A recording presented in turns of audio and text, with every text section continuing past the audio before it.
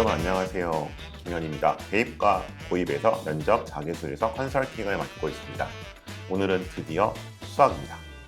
아무래도 이 선행학습에서 가장 많은 관심을 받는 그런 과목이 아닐까 싶습니다.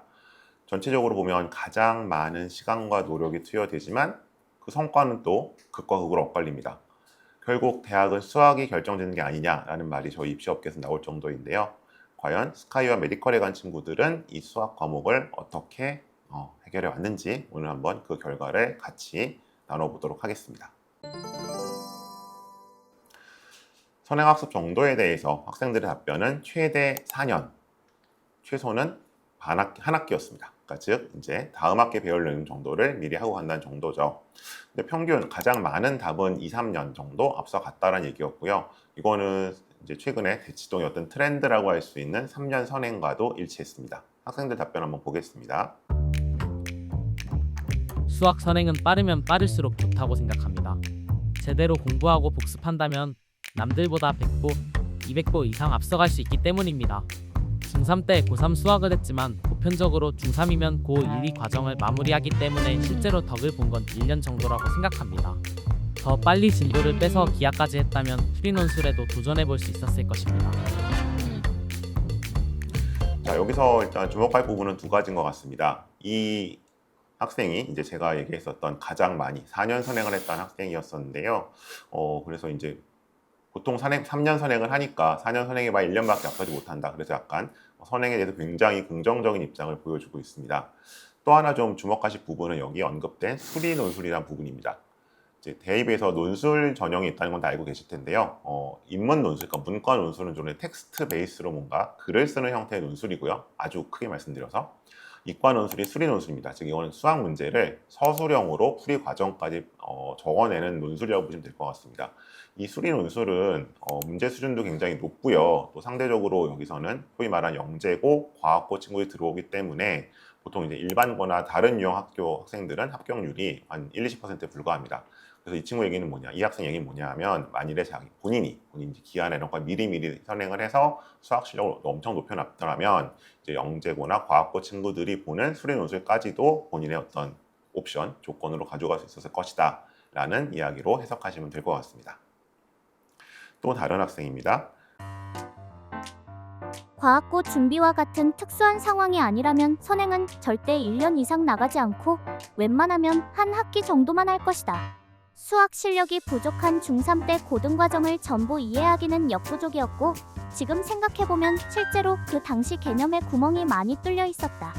실제로 고1 모의고사 성적도 저조했고 로그가 무엇이고 인테그랄의 역할조차도 가물가물했기 때문이다. 이 친구는 이제 앞서 말씀드렸던 가장 최소한의 선행을 했던 한 학기 선행을 했던 친구의 약간 그런 경험에 가까운 것 같습니다. 그래서 미리 해봐야 잘 모르기 때문에 그냥 이제 바로 다음 학기 정도 선행을 나가는 것이 가장 좋지 않겠느냐라고 해서 어떻게 보면 좀 매우 극단적인 얘기를 보여주고 있죠. 그래서 이제 오늘 나올 학생들의 이야기들은 이 과연 양극단 사이에서 어느 정도를 지금 이 영상을 보고 계실 학부모님들이 자녀분들의 기준으로 삼아야 할지를 한번 같이 찾아가 보도록 하겠습니다. 대치동 트렌드에서는 3년이라고 말씀드렸습니다. 어쨌든 어느 지역에서든지 이제 1, 2년 정도는 선행을 앞서가는 것을 볼 수 있습니다. 그래서 이제 저희가 보통 고등학교 수학 과정을 지금 고1 때부터 조금 바뀌긴 합니다만 고1 때 보통 수학 상하를 배우고요. 고2 때 이제 수원, 수투 이제 이런 식으로 이제 나가게 되어 있는데 어쨌든 이제 고등학교 입학하기 전에 이 고2 과정인 수2, 수투까지는 보통 끝난다라고 얘기를 하죠.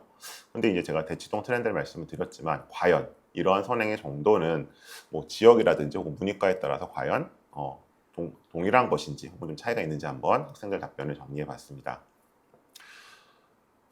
21명이 이제 응답을 해줬었는데요. 기본적으로 이러한 수학 선행에 대해서 긍정적인 답변이 12명, 부정적인 답변을 볼 수 있는 게 3명, 그리고 뭔가 약간 부정도 긍정도 아닌 조금 그런 답변이 한 6명 정도로 집계가 됐습니다. 근데 이게 좀 계열별로 차이가 있었는데요. 이과 계열에서 특히 학생부 종합전형을 진학한 경우에는 긍정적인 답변이 많았습니다. 선행을 최대한 빨리 하자 이거죠. 근데 문과 계열로 간 친구들 중에는 선행을 빨리 하는 건 조금 권하고 싶지 않다는 이야기들이 많이 있었습니다. 그런데 좀 특이했던 점들은 상대적으로 이제 고등학교 때 내신에 조금 원할 만한 정성을 거두지 못해서 성적이 잘 안 나와서 논술 전형을 택했던 학생들은 선행을 좀 더 했으면 좋았겠다라는 반응이 많아서 좀 인상적이었습니다. 학생 답변입니다. 수학은 한 학기 이상 진도를 나간 적이 없고 매번 방학 때 해당 학기의 내용을 처음 접하는 형식이었다. 중학교까지 비중을 두지 않았기 때문인데 고등학교 이후 개념이 방대하고 난이도가 높아 따라가기 버거웠다. 시간이 부족해 고등학교에서 일회동반 한 채 시험을 치러 다회독을 한 다른 친구들과 차이가 느껴졌다. 중학생 때 고등 수학 진도를 다 나갔으면 좋았을 것 같다. 중학생 때 고등학생 진도를 다 나갔으면 좋았을 것 같다라고 이야기를 하고 있습니다. 여기서 이제 회독이라고 하는 개념은요, 뭐 특정한 어떤 책 혹은 뭐 범위, 뭐 예를 들어 100조까지 이런 범위가 있다고 하면 거기를 끝까지 한번 다 살펴봤을 때 하는 걸 회독이라고 얘기합니다. 이제 이 친구가 이야기하는 선행의 가치는 고등학교에 오면 수학이 공부할 게 많기 때문에 그거를 한 번 봐서는 다 이해하기 힘든데 중학교 때 뭐 한 번 보고 예를 들어 고등학교 때 뭐 2회독 혹은 뭐 3회독을 했으면 더 좋았지 않겠느냐. 그래서 이제 상대적으로 이제 이거는 본인이 고등학교 내신 성적이 좀 부진했기 때문에 중학교 때 미리 공부했으면 좋겠다라는 약간 아쉬움으로 이해하시면 좋을 것 같습니다. 그러면 이러한 수학 선행에 대한 답변이 어떻게 보면 매우 극단적으로 엇갈리는 이유는 무엇일까요? 좀 상대적으로 적은 학생이 답해준 이 수학 선행에 대해 좀 부정적인 답변부터 한번 살펴보도록 하겠습니다. 중학교 때 학원에서 나가는 선행이 당시 내게는 너무 어려웠고 따라가기 힘들었습니다. 수업 내용의 8알은 이해하지 못하면서 억지로 다녔는데 데일리 테스트는 잔머리를 엄청 굴려서 풀었습니다. 지난 시간 문제를 숫자만 변형하거나 아주 조금만 바뀐 형태라서 풀이 과정과 답을 암기해서 문제를 푸는 버릇이 생겼습니다. 시험은 항상 만점이었지만 선생님께서 문제를 외워서 푸는 것 같다고 말씀하실 정도였습니다. 네, 이 친구 같은 경우는 이제 문과 계열로 진학을 해서 외고를 나와서 이제 그 인문 계열로 이제 소위 스카이에 간 친구입니다. 이 친구 같은 경우는 중학교 선행을 열심히 했는데 여기서 얘기하고 있는 것처럼 너무 어려웠다는 거죠. 아니 근데 그래도 뭔가 그때 테스트는 통과하지 않았느냐라고 이제 좀 반론할 수 있지만 이 친구의 답변은 그겁니다. 그거는 외워서 푼 거다. 그렇기 때문에 진정한 자기 실력은 아니었다는 거죠. 그래서 이제 상대적으로 뭔가 그 중학교 때 지금 소위 저희가 레테라고 하잖아요. 레벨 테스트라 그래서 혹은 이제 뭐 누테라 그래서 누적 테스트 계속해서 테스트를 돌리다 보니까 그 테스트 점수가 잘 나오면 이제 학생이 잘 따라가는구나라고 생각하실 수 있지만 이 학생처럼 조금 이제 머리가 좋고 스마트한 친구들은 또 요령으로 이것들을 해결해내기 때문에 지금 제가 무의식적으로 하는 거겠죠. 그래서 이것만 믿고 선행이 지금 잘 되고 있다고 판단하기는 어렵다는 것을 확인할 수 있습니다. 자, 이번에는 좀 선행에 대해 긍정적인 답변을 보겠습니다. 근데 이 친구들 답변에서도요, 조금 이제 우리가 눈여겨봐야 할 부분은 선행의 대전제가 뭐냐면 제대로 한다는 겁니다. 그냥 단순히 학원 진도만 나가는 게 아니라 본인이 제대로 간다는 전제에서 선행을 긍정적으로 이야기해주고 있습니다. 중학교 3학년 때 수학을 선행했지만 개념에 대한 정확한 숙지 없이 단순 문제풀이에만 급급했습니다. 그래서 문제를 틀려도 그 문제에 대한 오답 복습만 하고 전체적인 개념 공부를 소홀히 한 채 진도를 나갔습니다. 그 결과 고1 때 수학 내신은 4등급이었습니다. 많은 문제풀이보다 정확한 개념 공부를 강조하고 싶습니다. 여기 이제 선행 얘기도 나오지만 이제 그 내신 내용 얘기가 나오기 때문에 조금 짚고 가겠습니다. 그래서 이 친구 얘기는 뭐다? 기본적으로 개념 이해가 우선이다. 문제를 풀어내는 건 그 다음이다라고 일단 얘기를 하고 있고요. 그 다음에 여기서 제가 하나 덧붙이고 싶은 부분은 이 친구가 아마 중학교 때는 수학이 그래도 A가 나왔을 겁니다. 절대평가라서. 이게 이제 저희가 중학교에서 고등학교 갔을 때 가장 괴리가 벌어지는 부분 중에 하나인데요. 중학교 때 이제 부모님들이랑 학생들이 저 수학 A예요. 혹은 뭐 올 A예요라고 생각해서 되게 공부를 잘한다, 문제 없다고 생각하실 수 있습니다. 근데 실제로 교육청이 내놓는 통계를 보면 뭐 수학만이 아니라 대부분의 과목에서 A가 30-40% 정도 나옵니다. 왜? 절대평가이기 때문이죠. 그래서 이제 저희가 이거를 고등학교 때 가면 이 친구가 얼마나 나올까라고 했을 때 이제 기존의 9등급제에서 중학교 때 A를 받았더라도 그냥 일반고에 갔을 때 이 등급이 1, 2, 3등급까지 벌어질 수 있습니다. 그렇기 때문에 중학교 때 A가 나온다. 혹은 그러니까 뭐 선행을 열심히 해야지라고 단정 짓지 마시고 과연 이 중학교 과정에서 수학 실력이 내가 어느 정도인지를 파악하고 선행의 진도를 잡으시는 게 중요하다고 말씀드리고 싶습니다. 수학 선행학습에 대해서는 국어, 영어, 수학, 사회, 과학 중에서 가장 다양한 답변이 나왔습니다. 저희가 보통 이제 역시 여기서도 많이 언급할 수 있는 전통적인 학습지 방식도 아직까지 눈에 띄었었고요. 프랜차이즈 학원도 있고 동네 학원도 있고 과외도 있었습니다. 또 조금 이제 다른 것과 달랐던 부분들은 영재 학급이나 영재원을 다녔던 친구들도 많이 있었습니다. 실제로 한번 학생들 답변을 보겠습니다.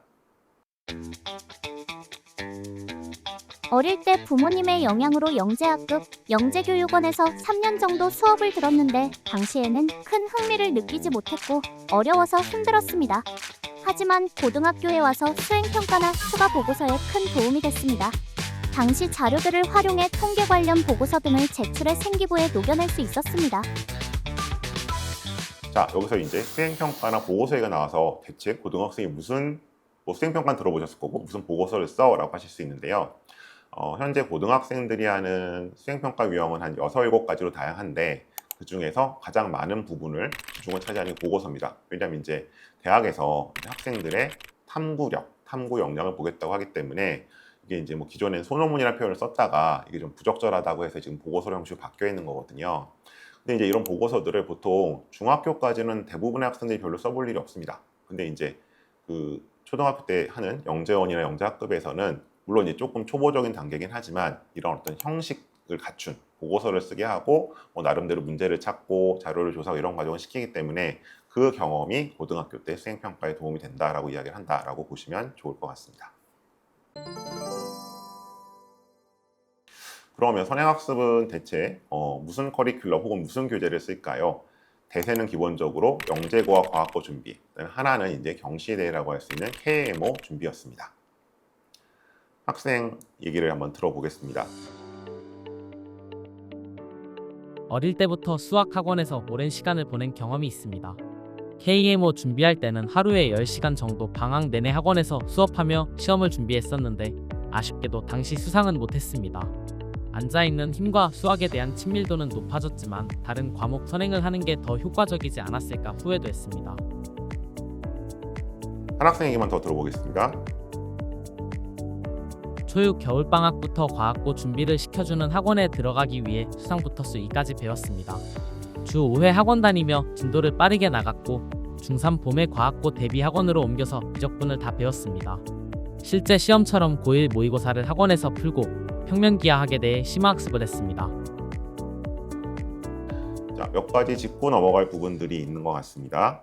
선행학습의 시작이 영어 유치원이었죠. 이제 영어 과목에서. 근데 이제 그 어떻게 보면 하이라이트는 여기서 보시는 KMO입니다. KMO는 이제 물론 이거 하나는 아니지만 보통 이제 중학생들이 보는 이제 그런 수학 경시대회라고 보시면 될 것 같은데요.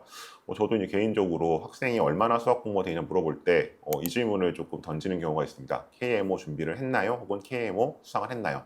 그럴 만큼 지금 이제 수학 선행에 있어서 좀 상징적인 지표가 되어 있긴 한데 그것들은 학생들이 실제로 이렇게 준비를 해왔다는 것을 좀 확인할 수 있습니다. 자, 또 하나 조금 어떻게 보면 이제 마음 아프실 수도 있는데 수학 공부를 주 5회 10 to 10, 그러니까 아침 10시부터 저녁 10시까지 한다고 이렇게 심하게 생각하실 수 있지만 사실 이제 이 대치 쪽에서는 그렇게 드문 경우는 아닙니다. 이 정도로 이제 어떤 몰입 교육을 해야지만 영재고 과학고 혹은 경시대 준비가 가능하다라고 이야기하기 때문이죠. 근데 이 학생들 말고도 실제로 3명 이상 이렇게 어떤 수학에 대해서 주 5일 12시간 학습을 했다라고 밝히고 있어서 이것이 그렇게 드물지 않은 경우임을 확인할 수도 있었습니다. 자, 어떻게 보면 오늘 가장 핵심적인 질문일 수도 있을 것 같은데요. 이렇게 수학에 들이는 노력과 비용이 엄청난데 과연 이러한 수학 선행학습은 얼마나 효과가 있었을까요? 그리고 정말 메디컬이나 스카이 가는 데 있어서 수학 선행학습은 필수적이었을까요? 학생들의 이야기를 정리해봤습니다. 전반적으로 수학 선행은 초등학교 고학년부터 1년에서 1년 반 정도씩은 빠르게 진행돼야 한다고 느꼈습니다. 그러나 빠른 선행을 소화할 여력이 안 된다면 무리하지 않고 본인의 능력에 맞게 나가는 게 더 중요합니다. 수업을 따라갈 수 있다면 체계적인 커리큘럼을 갖춘 대형 학원이 좋다고 생각합니다. 큰 학원일수록 수업이 짜임새 있고 선행과 심화를 분리해서 진행하기 때문입니다. 자, 여기서 이제 선행학습에 관련해서 가장 많이 나오던 두 단어, 논쟁적인 두 단어가 나왔습니다. 과연 선행을 해야 되느냐, 심화를 해야 되느냐. 그래서 이제 이 학생 같은 경우에는 따라갈 수 있다는 전제에서 이제 대형 학원에 간다면 체계적인 커리큘럼을 통해서 이 선행과 심화의 두 마리 토끼를 다 잡을 수 있다라고 얘기를 해주고 있습니다. 자, 그러면 이제 또 다른 의문이 계속 나오고 있죠. 그러면 과연 뭐 어디까지가 선행이고 어디까지가 심화일 것인가? 그리고 그 선행은 과연 3년 선행을 해야 되는 것이냐? 그런 질문인데요. 여기에 이제 또 관련된 다른 답변 한번 보겠습니다. 개념 공부가 먼저이고 다음은 문제풀이입니다. 수학은 특히 문제의 난이도 차이가 크기 때문에 확실한 내신과 수능 대비를 위해서는 문제를 거르지 말고 쉬운 문제부터 어려운 문제까지 차근차근 단계를 밟아가야 합니다. 일단 기본 유형 문제를 최소 3번은 풀고 나서 난이도가 있는 문제에 접근해야 기존 사고를 확장하고 수학 실력을 향상시킬 수 있습니다. 자, 어떻게 보면 다시 또 그 선행과 심화만큼 교과서적인 두 단어가 나왔습니다. 개념 이해를 해야 될 것이냐, 문제풀이가 더 중요하냐. 물론 뭐 원론적인 답은 둘 다 중요하다는 거겠죠. 근데 이 학생이 이제 기본적으로 제시하고 있는 답은 기본 유형 문제를 3번 이상 풀고 그다음에 이제 그게 풀렸다고 끝나는 것이 아니라 거기서 확장되고 조금 더 난이도 있는 문제로 나가야 된다라고 해서 어떤 게 하나의 또 정해진 답이 있는 게 아니라 두 가지를 어떻게 병행해야 되는지까지 얘기를 해주고 있습니다. 근데 이 두 가지 답변에서 기본적으로 공통적으로 나오는 것은 이제 스텝 바이 스텝, 단계별로 가야 된다는 거겠죠. 그리고 이제 보다 더 중요한 것은 학생이 과연 이해를 하고 있느냐, 그리고 또 학생에 맞춰진 맞춤별 학습이 좀 중요하다는 이야기를 하고 있는데요. 이것을 강조하고 있는 또 다른 답변을 한번 보겠습니다. 고등학교 때 수학 성적이 제일 낮아 선행에 실패한 경우입니다.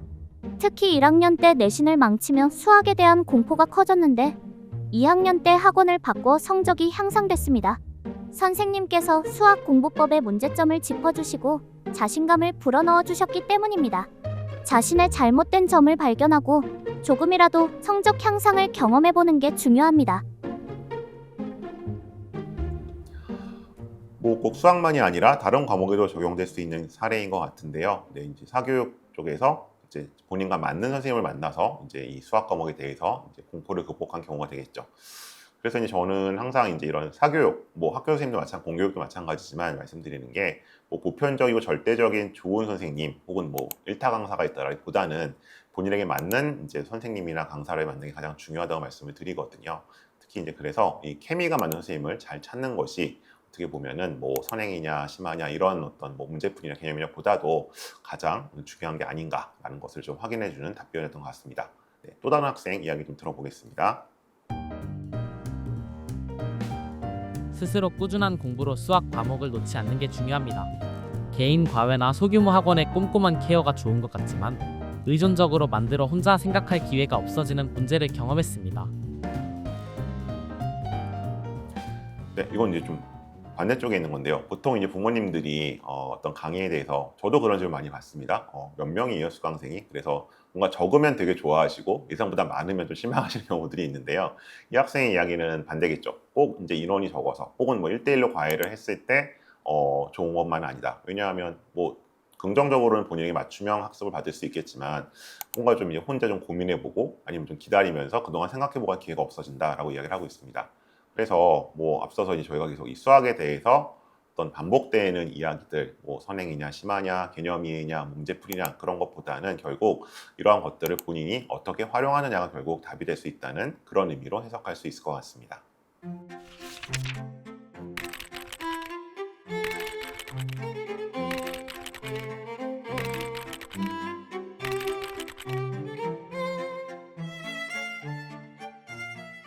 네, 이상으로 수학에 대해서 메디컬과 스카이에 간 학생들의 감론을박을 들어봤습니다. 뭐 저 역시 또 수학이 약해서 문과로 간 케이스라서 조금 더 흥미롭고 여러 가지 좀 이야기들 재밌게 들렸던 것 같은데요. 여기서 나왔던 여러 가지 좀 궁금점들 그리고 좀 검증이 필요한 이야기들은 저희가 수학 선생님을 모시고 다시 한번 여쭤보는 걸로 하겠습니다. 네, 오늘 순서 여기서 마치겠습니다. 고맙습니다.